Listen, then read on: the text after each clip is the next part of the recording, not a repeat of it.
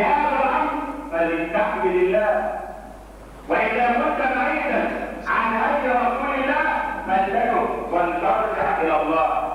ولكن من عاداتنا اننا تعودنا على الاستماع، على ان نسمع وننسى، نسمع ونضرب.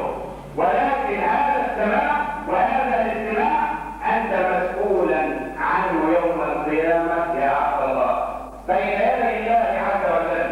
كل لحظه وكل خطوه ستسال عنها، ستسال يوم القيامه لو استمعت الى حديث رسول الله او الى هدي رسول الله في امر ولما ياتيك هذا الامر تنساه وتفعل